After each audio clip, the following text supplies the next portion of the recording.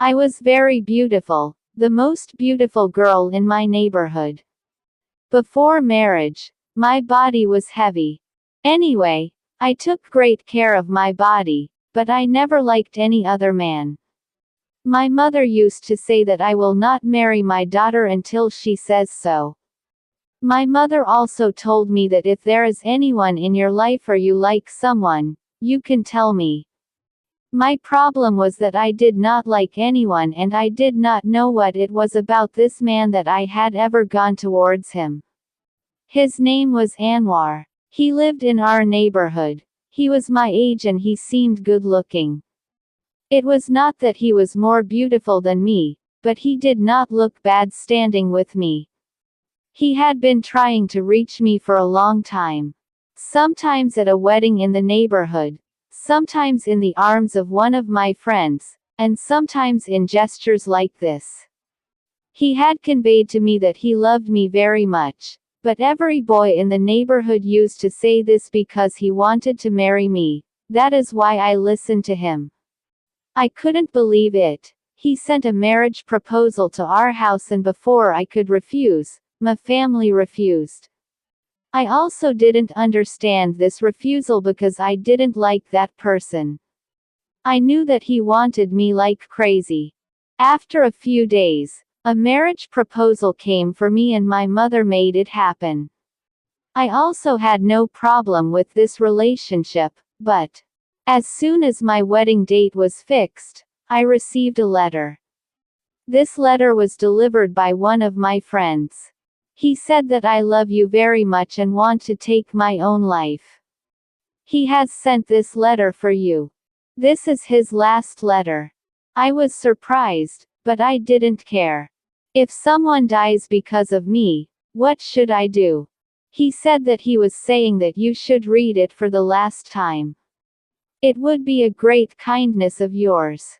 I grabbed the letter and when I went to the room and read it, tears came to my eyes because after reading this letter, I realized that this person really loves me very much.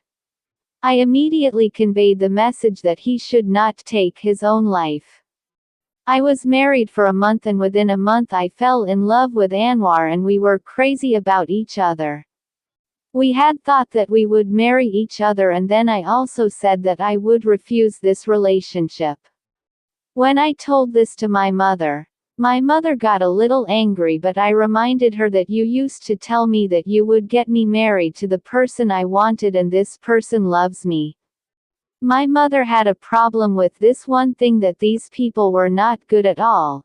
They had a joint family and were not very rich. That is why my mother had refused. But now when she came to know that I wanted to get married here myself, what could she do? She somehow took care of the matter. My father was not in this world. She used to take care of my mother's business. My mother had raised me as both a mother and a father. I just told them that my happiness is here, so they said that if you are happy, then I can't do anything. They got me married. When I got married to Anwar, it was the most beautiful day of my life. He really loved me very much. He used to say that I love you so much that even if I die and you call me, I will come back even from the mouth of death. They say that a man who can talk nicely, a woman becomes crazy about him. And in this matter, Anwar was very good. He knew how to talk lovingly. There was also my sister in this house whose name was Aisha. She was a very strange girl. She was always fond of talking about marriage and clothes and shoes. She used to ask me direct questions. I had already found out what kind of girl she was, so I knew how to handle her. She was the one who carried the whole house on her head. My husband's two brothers also lived in this house. They were also married. She would be mean to everyone and would gossip behind their backs. I didn't like her at all. No one in my husband's family was that beautiful, so she was a little too beautiful. She couldn't handle it and she was very proud of herself. She would spend the whole day decorating herself. But Anwar loved her very much because she was his younger sister. He felt it very much. Anwar's job was such that he spent most of the time outside the house, so I used to listen to Aisha's stories to pass the time. She would talk to her and then keep talking. My mother-in-law also used to say that she was the most playful girl in the whole family, while the word poor and arrogant should have been used instead of playful for her husband. In this whole house, only my husband and I had a wedding of our choice. Everyone else was jealous of us. I was also afraid that someone would notice. My husband used to say that nothing like this would happen. It had only been 8 months since we got married. One day, I told my husband to come back quickly. Today we will go out to eat somewhere. But he did not come home. His number was also switched off. I got very worried. I even told my family after midnight. They also got worried. His 2 brothers started looking for him. I filed a police report, and after a while, I found out that my husband had left this world because he had met with an accident. This grief was like I had died with him, but still I had to breathe, as if I had no heart. But I had to act like I was alive. I was very worried. I tried to take my own life, but these people saved me.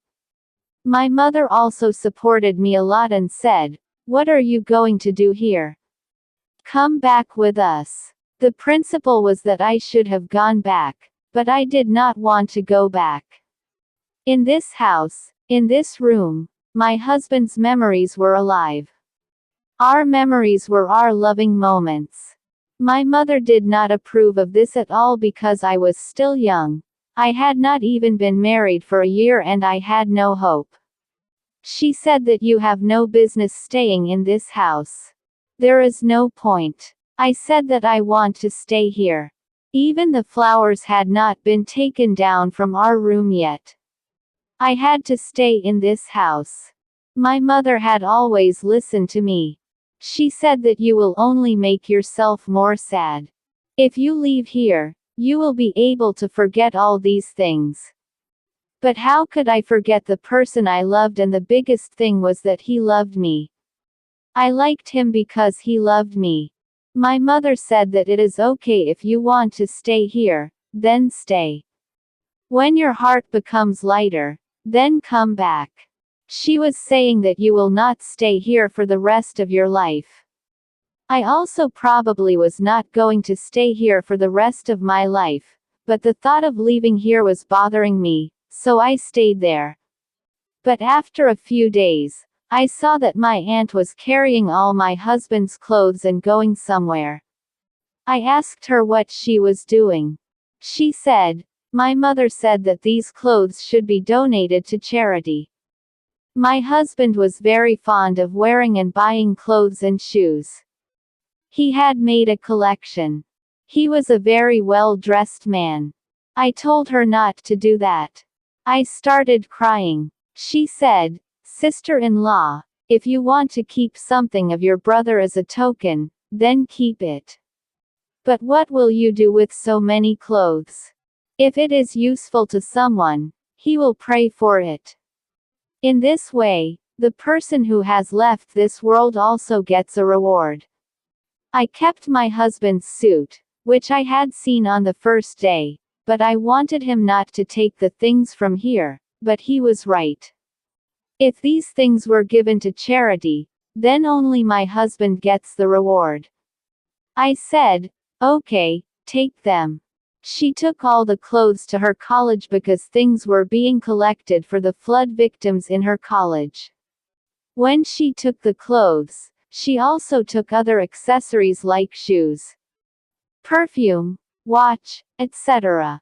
Everything else was gone from this room.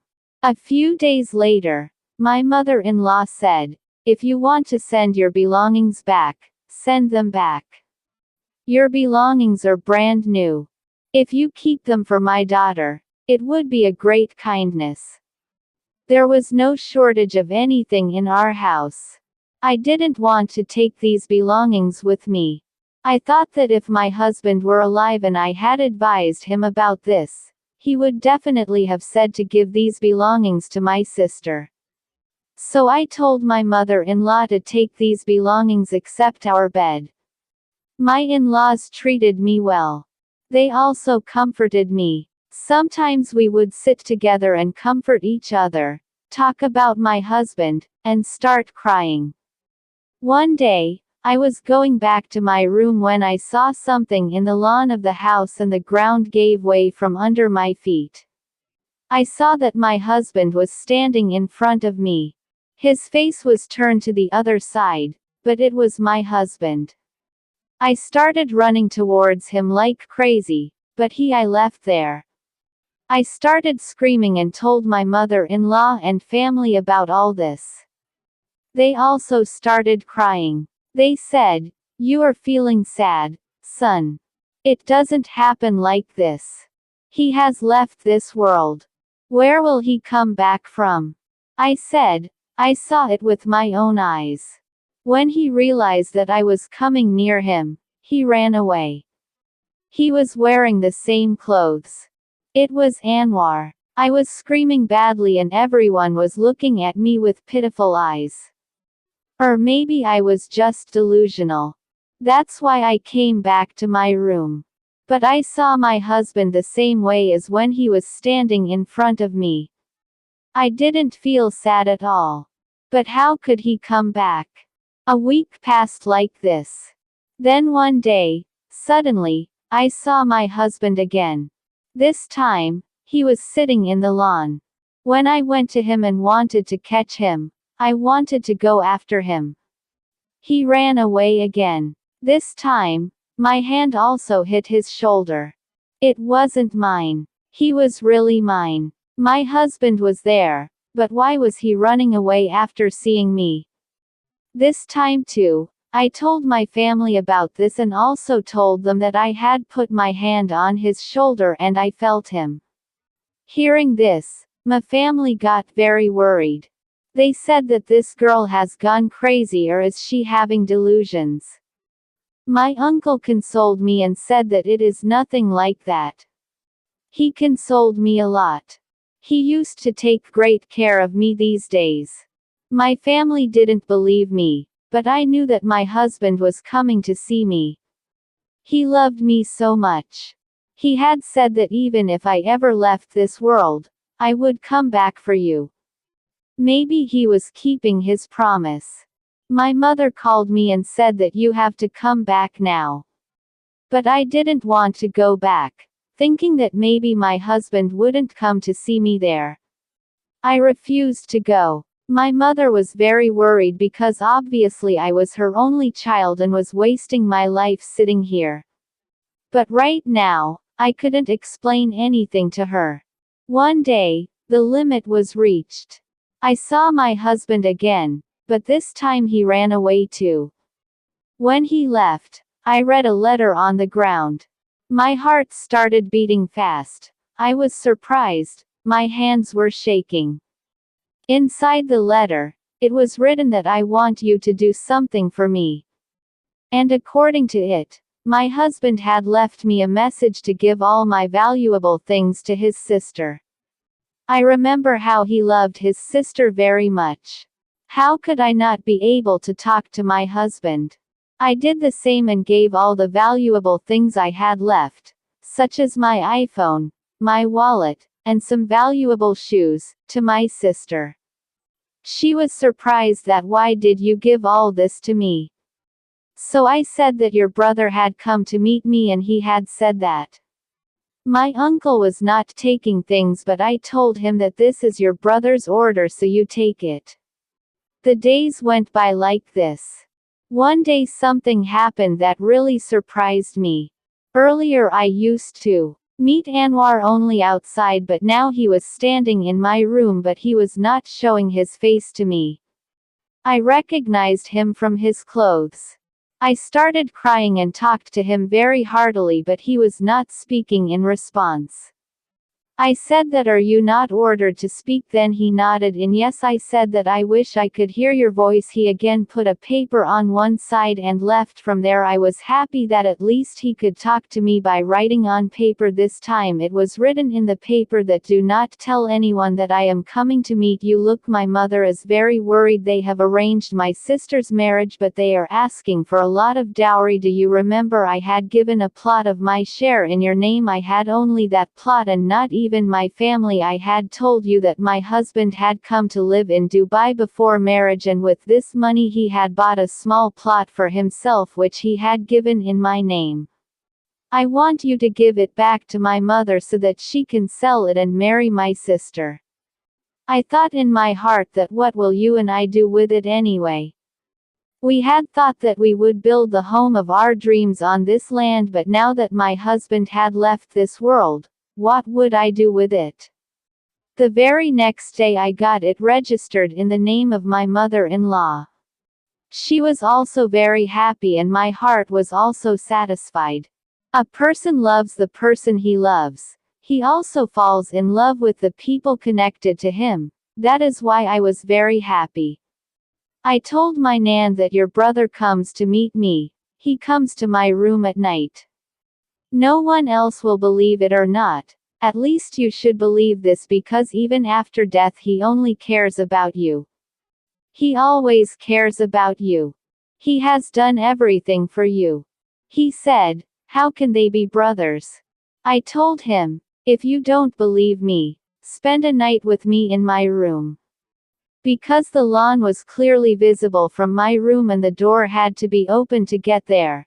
She was not ready for this and did not want to do all this.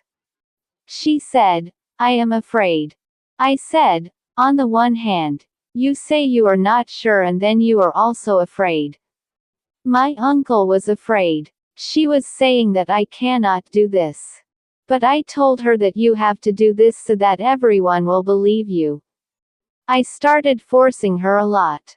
She said, okay. And on my request, she agreed to sleep in my room for one night. I was sure that Anwar would come to the room today too. And when my uncle comes to know about this, then the whole family will believe me and my mother will also be convinced of this. Then they will not talk about taking me from here because they had called me and my father-in-law and mother-in-law and said one thing. Tell your daughter-in-law to leave this house so that she will be forced to leave here. Otherwise she will never leave here. She will spend her life here. The wind will continue to blow. I cannot see my daughter's life being ruined. That's why I was doing all this. I told my nan that she was not sleeping. She was also awake. Finally, the time came when Anwar was supposed to come to the room, but today he did not come to the room.